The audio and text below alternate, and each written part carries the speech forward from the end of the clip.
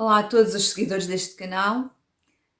Já lemos o capítulo 9, já fizemos um pequeno percurso e o capítulo 9 fala do ministério de Jesus em pleno já.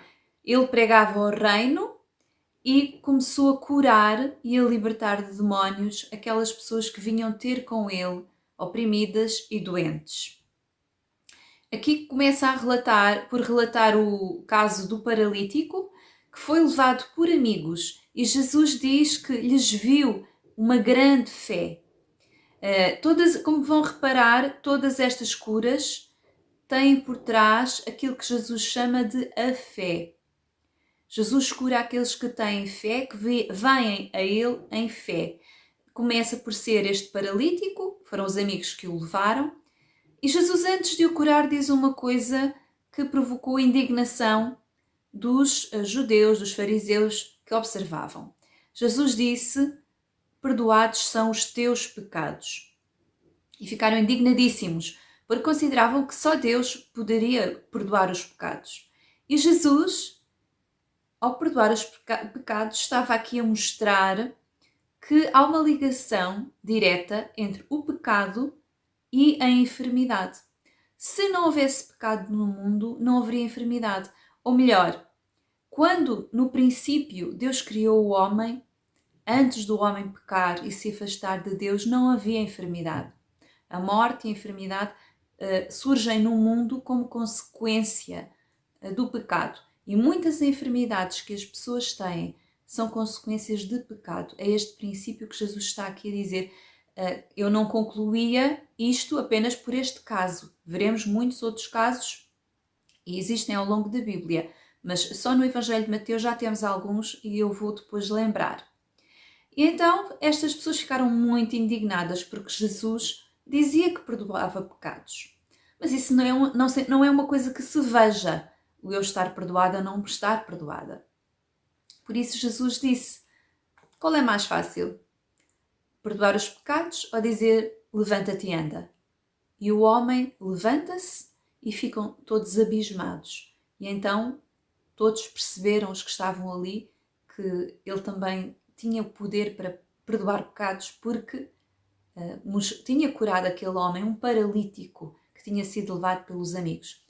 Ao longo do capítulo existem outras curas. Jesus é chamado para ressuscitar uma menina. O pai vem pedir ajuda, a menina estava moribunda, eles ainda não sabiam que a menina tinha morrido quando vieram pedir ajuda a Jesus.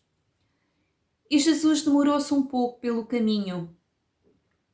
Entretanto, veio uma mulher que sofria de um fluxo de sangue, tinha uma hemorragia. E essa hemorragia já existia há muitos anos, ela já tinha recorrido a muitos médicos. Quando chega a Jesus, é de iniciativa dela, não foi Jesus que se aproximou dela, foi ela, quando ouviu falar de Jesus, começou a pensar: não, ele cura outras pessoas, ele também me vai curar. E eu nem preciso de muito, eu só preciso chegar ao pé dele e tocar-lhe. Isto é a fé. A fé é muito variável de pessoa para pessoa. Há pessoas que acham que têm uma grande fé e têm uma fé muito pequenina. E Jesus chama grande fé quando a pessoa não precisa de muito para crer que vai ser curado. Aqui, todas as curas que estão aqui neste capítulo, Jesus sempre associa a fé do próprio. Há aqui um caso de um exorcismo de um mudo, e aqui Jesus não fala de fé. No caso do exorcismo do mudo, era uma enfermidade provocada por um demónio. Depois, também mais para a frente, em outros capítulos, poderemos falar mais sobre isso. Mas a maioria aqui das enfermidades eram doenças físicas e a cura teve sempre a intervenção da fé da própria pessoa e depois Jesus intervém baseado na fé. No caso do mudo, não. No caso do mudo, era uma enfermidade provocada por um demónio e Jesus expulsou o demónio. Aqui não houve fé.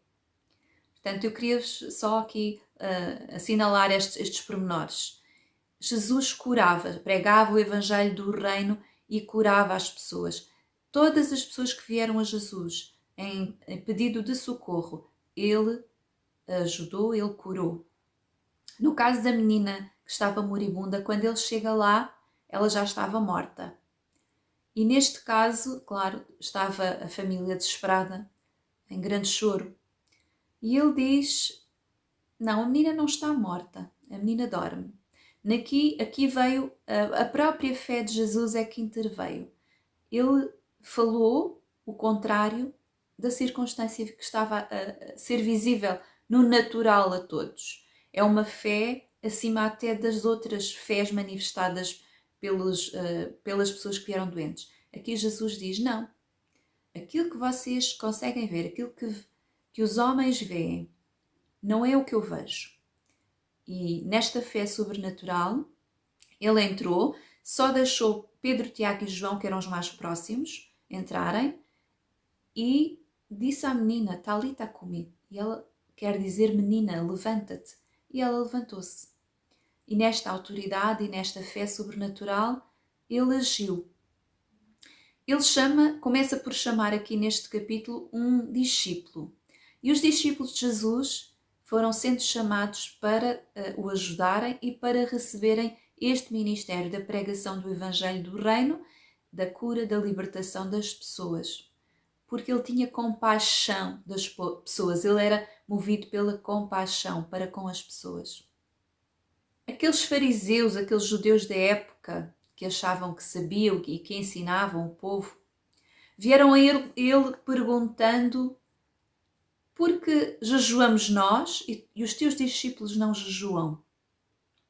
Eu tenho falado um pouquinho sobre jejum em outros vídeos e este tema do jejum aparece sempre, recorrentemente aparece o jejum sem nós darmos muito por isso, mas volta a aparecer. E é verdade, o jejum é uma prática, não apenas no cristianismo, é uma prática espiritual, que traz sensibilidade espiritual. E os judeus jejuavam. E estranhavam como é que os discípulos de Jesus não estavam a jejuar, não faziam as mesmas coisas que eles faziam. E Jesus explica, Yeshua explica que naquele tempo o próprio Filho de Deus estava ali com eles. Eles não precisavam ter uma sensibilidade espiritual para comunicar com Deus, porque tinham o Filho de Deus ali junto deles e perguntavam diretamente e tinham a própria presença de Deus ali junto deles, mas que no futuro seria necessário jejuarem. E depois há aqui a figura dos odres velhos, dos odres novos, do vinho novo, do vinho velho.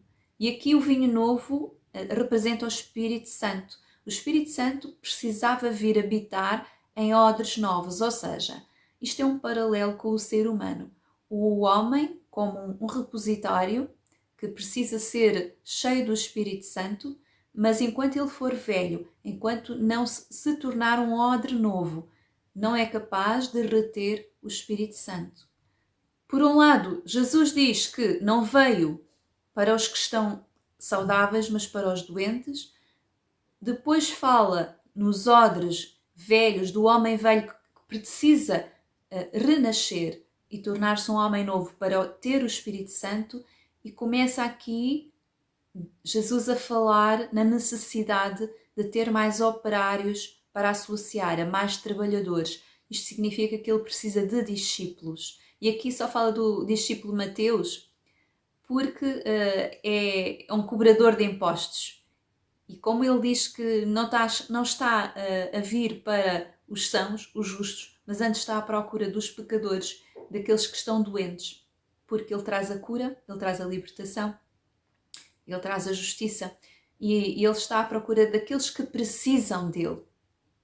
E assim também, ele chama um discípulo que era um cobrador de impostos. Até hoje, o cobrador de impostos tem uma má reputação, que engana, que rouba. Naquela altura era assim.